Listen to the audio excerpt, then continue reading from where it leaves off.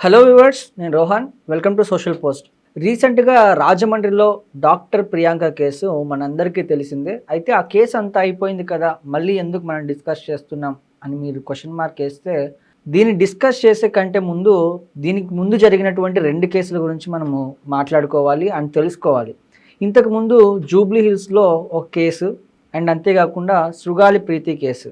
ఈ 2 కేసులకి డాక్టర్ ప్రియాంక కేసుకి ఉన్నటువంటి సంబంధం ఏంటి, అసలు ఆ కేసుల్లో ఏం జరిగింది, ఈ కేసులో ఏం జరగబోతుంది, నిందితులు ఏమైపోయారు, అసలు అరెస్టులు జరుగుతున్నాయా లేదా, లీగల్ సిస్టమ్ ఎలా పనిచేస్తుంది అనే విషయాన్ని డీటెయిల్డ్గా తెలుసుకునే ప్రయత్నం చేద్దాం.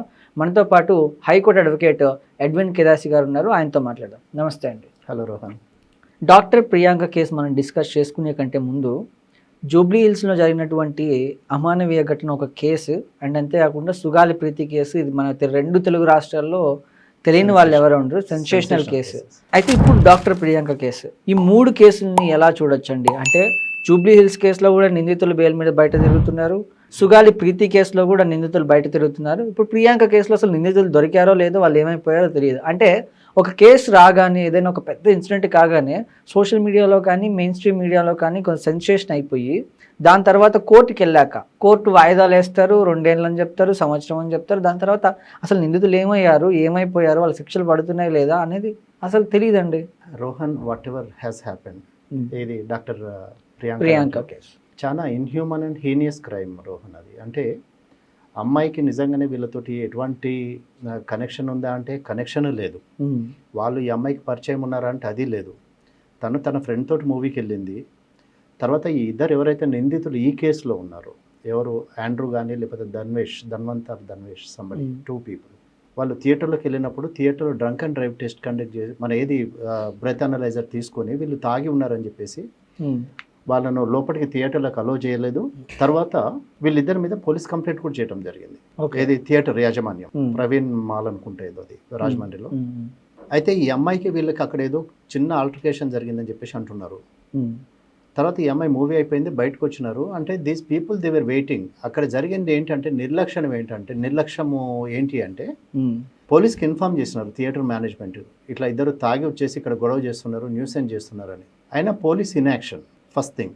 దెన్ సెకండ్ థింగ్ ఏంటి, ఇప్పుడు అన్ని మెయిన్ హైవేస్ మీద వైన్స్ ఇక్కడ ఉందో వైన్స్ తీసేయాలి, సిటీలో ఉండొద్దు అని చెప్పేసి చేస్తున్నారు. ఇప్పుడు తమిళనాడు స్టేట్లో కొన్ని వైన్స్ని చర్చెస్ దగ్గర నుంచి కానీ, టెంపుల్స్ దగ్గర నుంచి కానీ, మస్జిద్ దగ్గర నుంచి కానీ, స్కూల్స్ దగ్గర నుంచి కానీ, లేకపోతే హాస్పిటల్స్ దగ్గర నుంచి కానీ జరిపేశారు.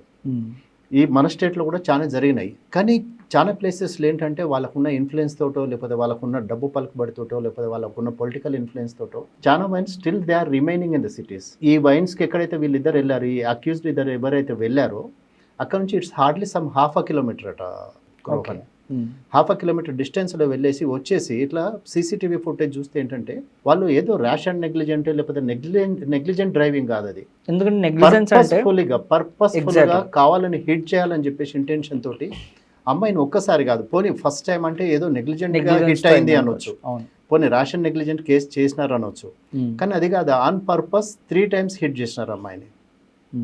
సో అమ్మాయి ఏంటంటే చాలా సివియర్గా ఇంజ్యూర్ అయింది. డాక్టర్ ప్రియాంక ముఖం మీద నుంచి కారు వెళ్ళిపోయింది, తర్వాత మెడ నరాలు చిట్లిపోయినాయి అని అంటున్నారు.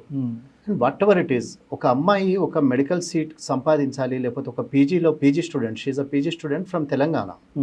ఒక అమ్మాయి ఒక MBBS సీట్ సంపాదించాలంటే అంత ఈజీ టాస్క్ కాదు. డబ్బులు ఉంటేనేమో డబ్బులు పెట్టుకుంటారు, లేకపోతే కష్టపడి చదవాలి రోహన్. అట్లాంటి ఒక క్వాలిఫైడ్ డాక్టర్ని, ఒక అంటే సమాజానికి ఎంతో పనికొచ్చే ఒక క్వాలిఫైడ్ డాక్టర్ని చంపేసినారంటే వాళ్ళిద్దరిని, అంటే వాళ్ళకి ఎంత శిక్ష చేసినా కూడా తక్కువనే. అవును. ఏంటంటే వాళ్ళేంటి, ఏమైద్ది, చట్టం ఏం చేస్తుంది, మమ్మల్ని న్యాయం ఏం చేస్తుంది, లేకపోతే కోర్ట్స్ ఏం చేస్తాయి, పోలీస్ ఏం చేస్తుంది అని ఒక దురహంకారము, నిర్లక్ష్యము, కేర్లెస్నెస్, ఆరోగెన్స్, ఇద్దరు తాగుండేసి ఒక అమ్మాయిని అంత ఇన్హ్యూమన్గా హిట్ చేసినారు అంటే అదే ఇప్పుడు ఒక చిన్న దెబ్బ తాకితేనే మనం ఎంతో బాధపడతాం రోహన్. అట్లాంటిది ఒక అమ్మాయిని రిపీటెడ్గా 3 సార్లు హిట్ చేసినారు అంటే ఇప్పుడు ఇక్కడ జరిగేది కూడా ఏమవుతుంది, 3వ తారీఖు యాక్సిడెంట్ అయింది, 6వ తారీఖు వరకు ఏం చేయలేదు. 6వ తారీఖు తర్వాత అమ్మాయిని హైదరాబాద్ షిఫ్ట్ చేసినారు.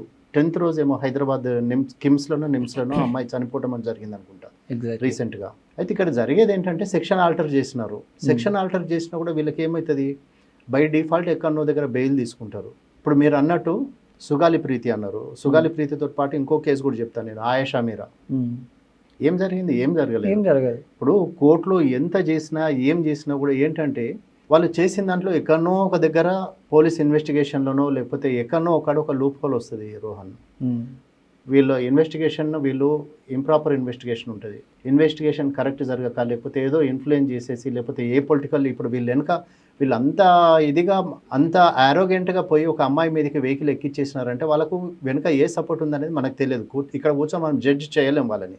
అవును. కానీ వాళ్ళు ఏం చేసినా ఎంతైనా కూడా బై డిఫాల్ట్ ఎవరో ఒక పొలిటికల్ లీడర్ వస్తాడు, లేకపోతే పొలిటికల్ ఇన్ఫ్లుయెన్స్ వస్తుంది, లేకపోతే డబ్బు పవర్ వస్తుంది, ఎవరినొకళ్ళని ఇన్ఫ్లుయెన్స్ చేస్తారు. సో ఏంటంటే ఇప్పుడు అందరికీ జరిగినట్టు ఇక్కడ కూడా ఈ అమ్మాయికి గ్రేట్గా ఏమో జరుగుతుంది, లేకపోతే ఏదో ఆకాశం నుంచి ఊడిపడుతుంది అని ఏముండదు రోహన్. అక్కడ ఏంటంటే ఇప్పుడు ఇక్కడ ఏంటంటే మీరు ఫాస్ట్ ట్రాక్ కోర్ట్ చేయండి, మీరు ఏం చేయండి, ఎంత చేసినా కూడా ఏంటంటే నేరస్తులు స్టిల్ బయట తిరుగుతూనే ఉన్నారు. లేకపోతే వీళ్ళు బయటకు వచ్చిన తర్వాత ఏంటంటే ఎవరైతే విట్నెస్ ఉన్నారు, ఇప్పుడు నిన్న రాజమండ్రిలో చాలా మంది డాక్టర్స్ ప్రొటెస్ట్ చేశారు, వాళ్ళు క్యాండిల్ ర్యాలీ కండక్ట్ చేశారనుకుంటాం. Then many people are speaking about this. ఇది ఏదైతే జరిగిందో దాన్ని ఇన్హ్యూమన్ యాక్టివిటీ కింద ఖండిస్తాము, వాళ్ళని దోషులను కఠినంగా శిక్షించాలని.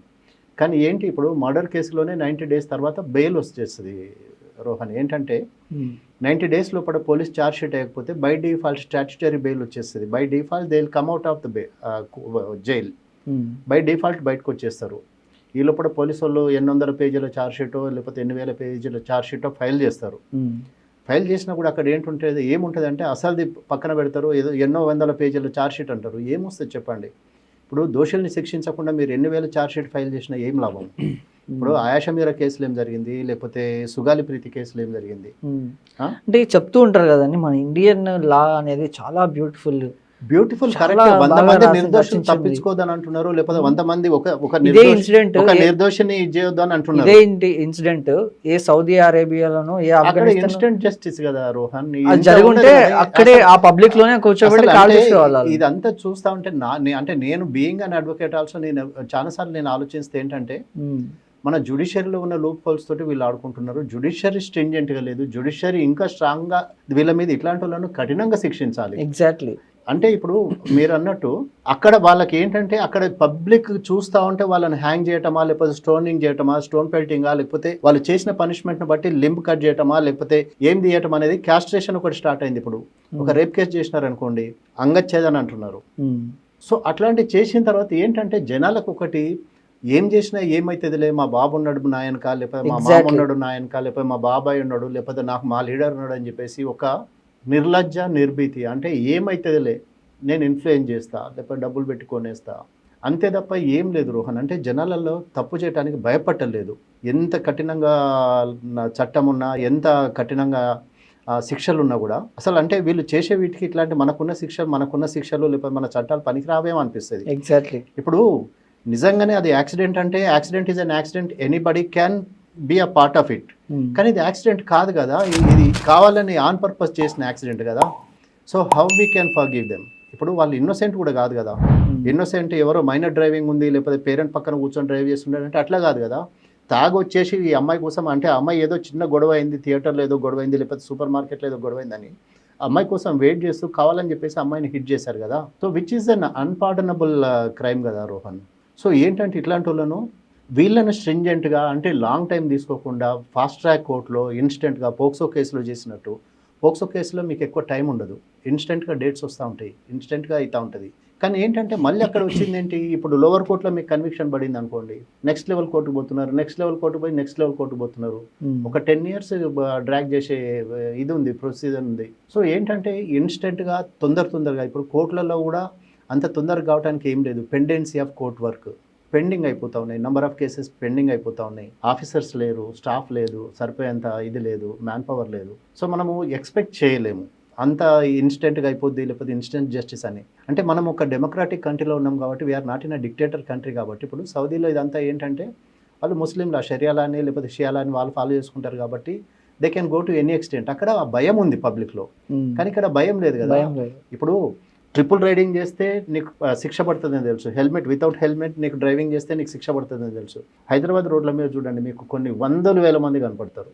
ట్రిపుల్ రైడింగ్, బండ్లకు నంబర్ ప్లేట్లు ఉండవు, బండ్లకు హెల్మెట్లు ఉండవు, ఆటో డ్రైవర్ ఏ ఆటో డ్రైవర్ కైనా చూడండి చెవులో హెడ్ ఫోన్స్ ఉంటాయి, హిల్ బి స్క్రోలింగ్, ఏది ఫోన్ స్క్రోల్ చేస్తూ ఉంటాడు డ్రైవ్ చేసుకుంటూ కూడా.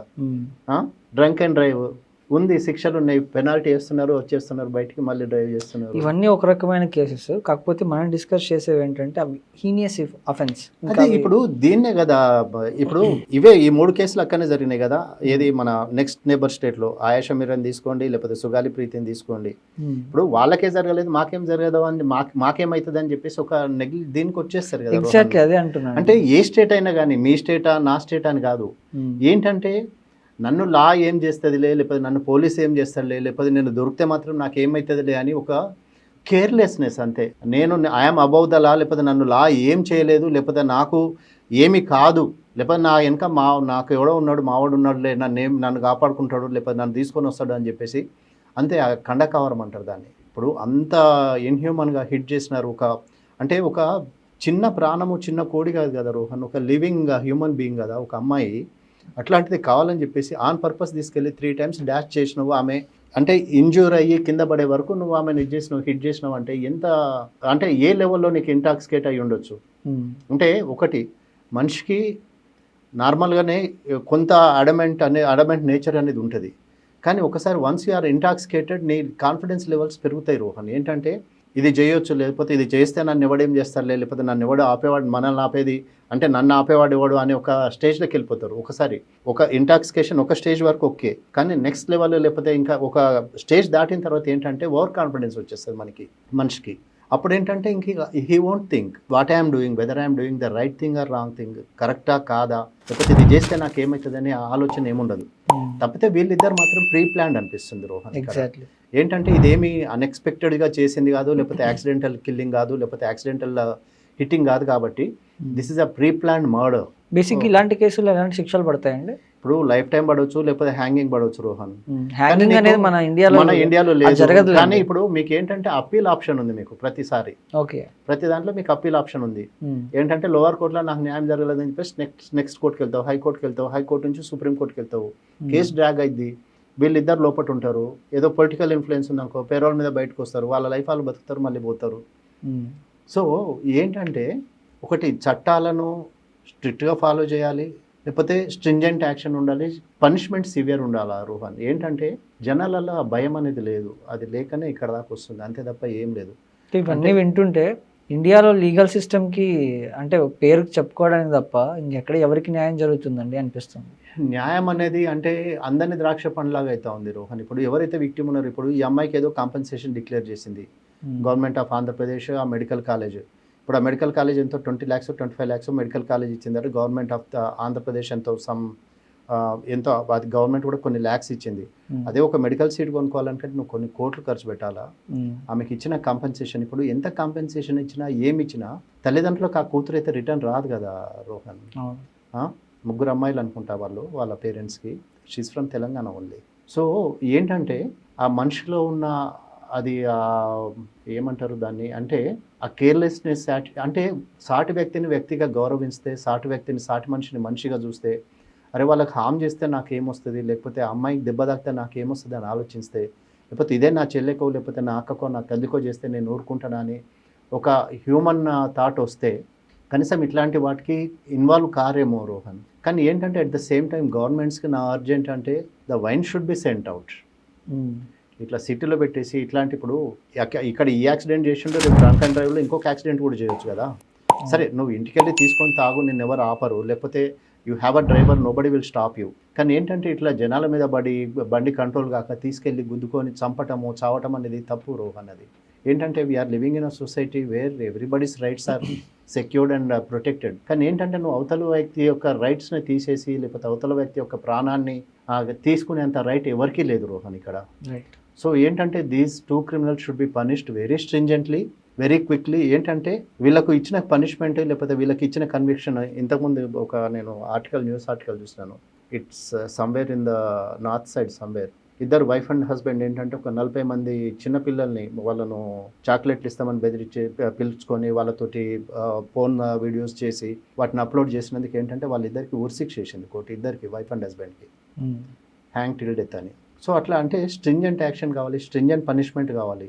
ఉన్న లాని దాన్ని కరెక్ట్ ఎన్ఫోర్స్ చేసే ఏజెన్సీస్ కూడా కరెక్ట్గా వర్క్ చేసేసి, అంటే చట్టం మీద నమ్మకం అనేది రావాలి రోహన్.